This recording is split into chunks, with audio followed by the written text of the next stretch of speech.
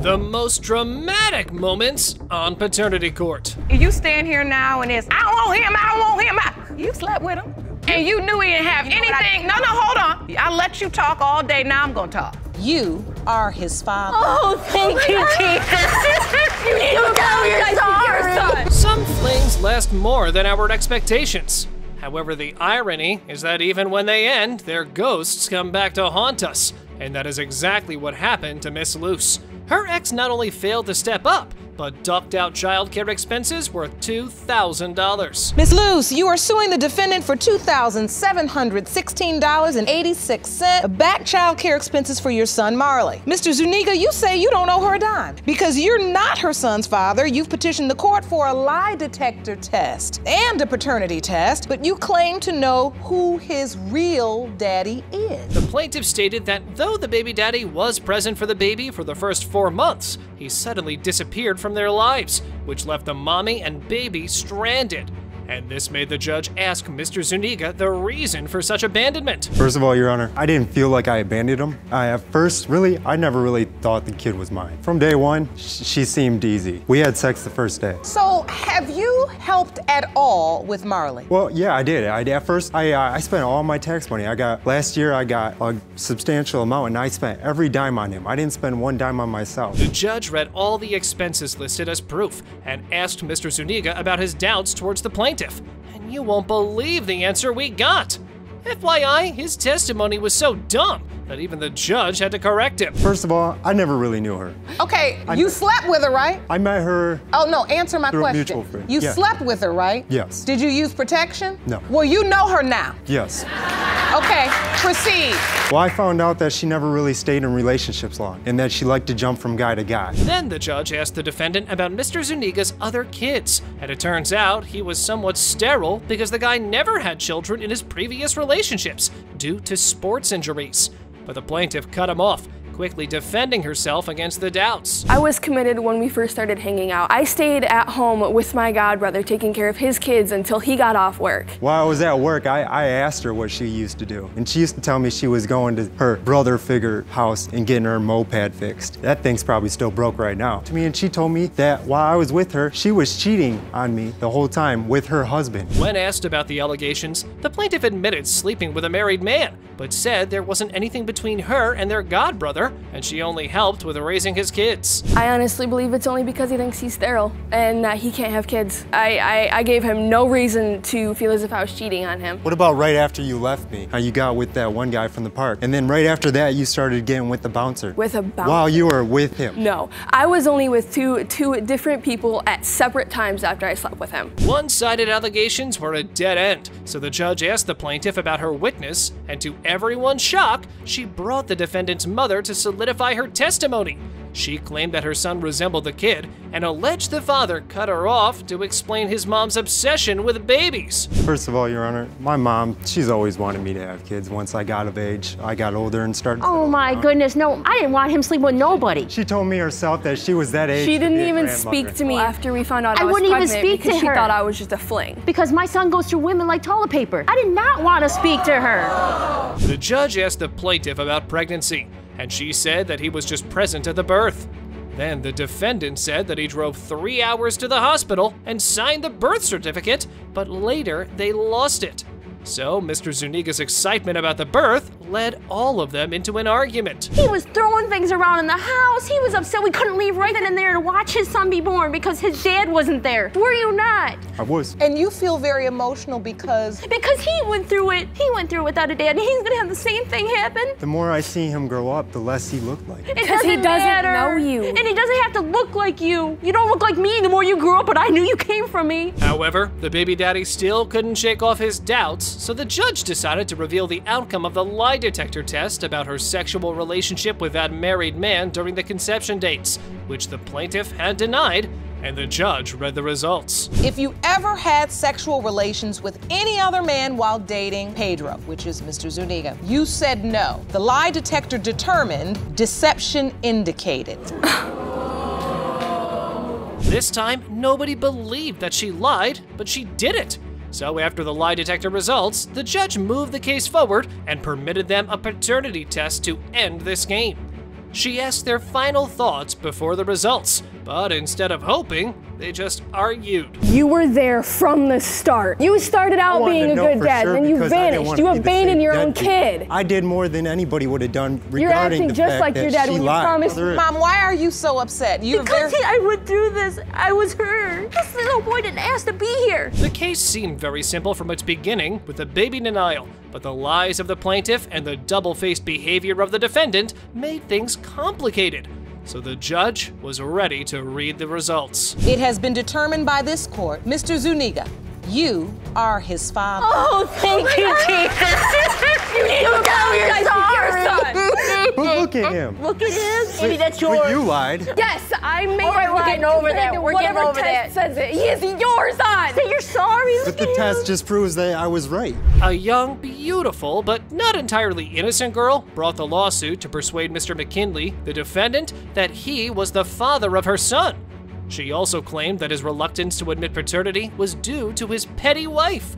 On the other hand, the supposed father asserted that Miss Thompson shouldn't bother his married life anymore. Thompson, you are summoning Mr. McKinley to court to prove to him and his wife that he fathered your 6-month-old son, Legend. Yes, Your Honor. Mr. McKinley, you admit that Miss Thompson was an affair gone wrong. Miss Thompson needs to leave you and your wife of 17 years alone and find her baby's father. Is that Yes, Your correct? Honor. The plaintiff said they connected on Facebook, and he was always following up on her activities on social media, and called him a thirsty stalker, and said that she ended up going out with him by choice. So I chose him to go out with. I dated him. We had rap in common because I rap, you know, when I write music, I sing. I took him to the studio. We spit some bars. Make a long story short, we ended up dating, having sexual encounters. And we had messed around. I wasn't sober enough to make the right decision. That's a lie. So he took advantage of that. That's a lie. After the loud arguments by both women,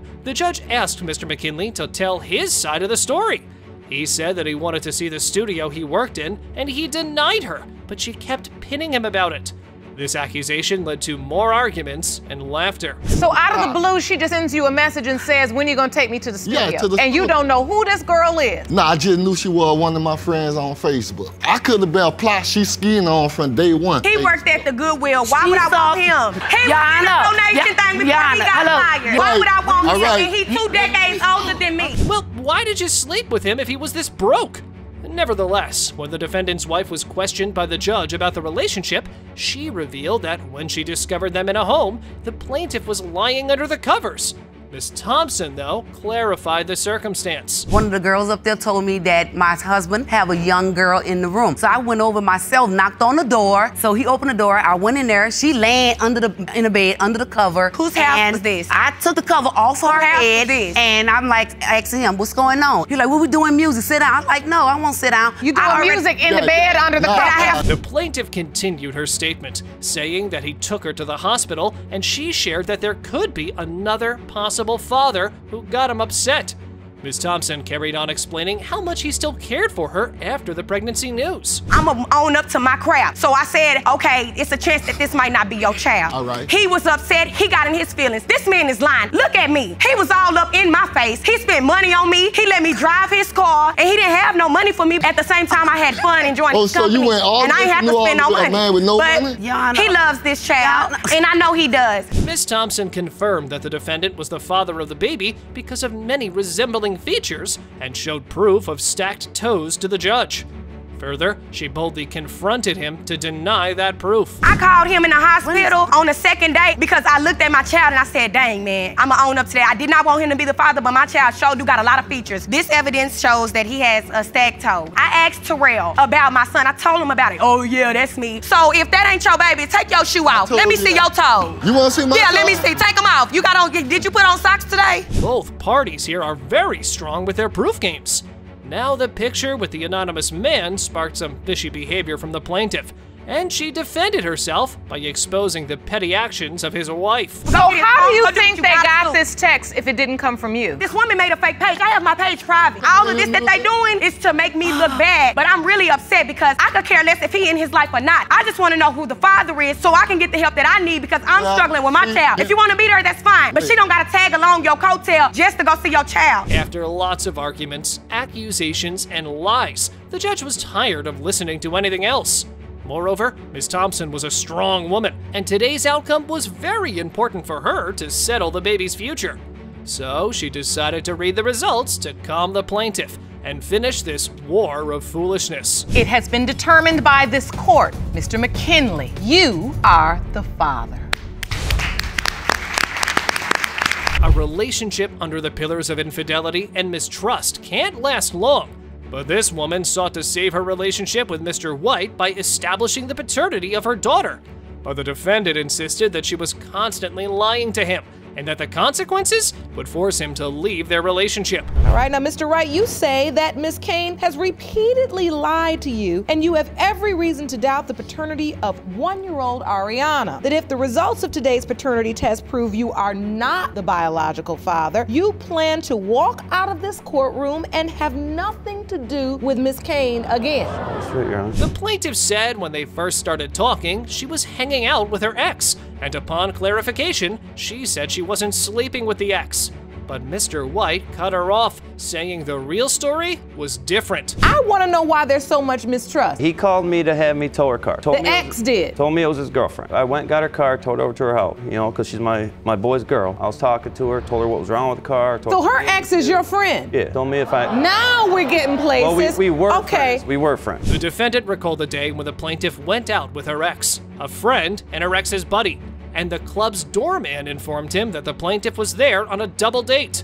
Ms. Kane then clarified what had happened. One of my friends, she asked me to go with her to meet this guy, and my ex was there too. Did you tell your boy, hey, I'm dating now? She didn't want him to know that me and her were seeing each other. Or was that because you were still sleeping with the ex? No, my ex did not believe that him and I hooked up. Did he not believe it because that was his boy and he didn't think his boy would sleep with you? I don't know, he never really got into all that. Now the plaintiff said that Mr. White's ex confronted her through Facebook and told her that they slept together.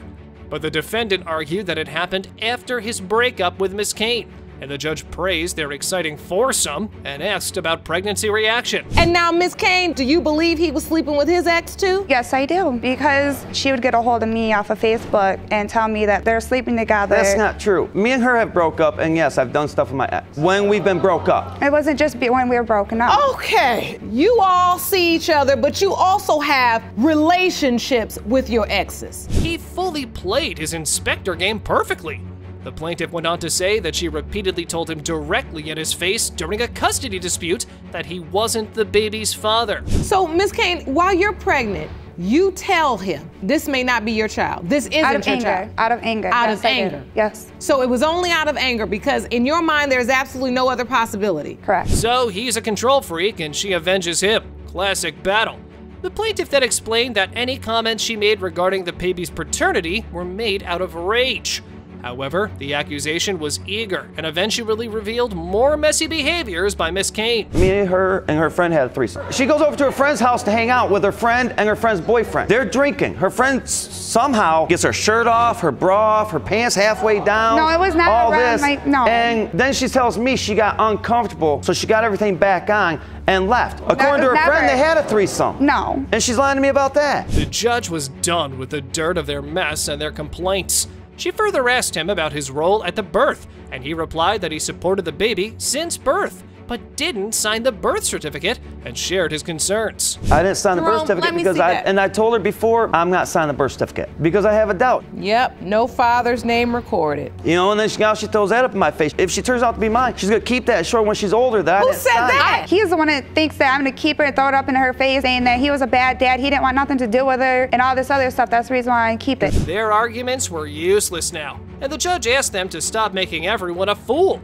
The defendant then admitted in court that he was confused about his likeness to the kid when she questioned him about it. When you look at Ariana, do you see yourself? Do you feel like she looks like you? You know, I think she looks like my family. But the problem is her family will sit there and say how much she looks like her other two girls, but then a week later say how much those girls look like their dad. That they don't look nothing like her. So that tells me that she looks like So you're reading in between too. the lines, right? And you're not in the sentence. Right. These two idiots looking desperately for paternity had their actions mess up their relationship and the baby's life.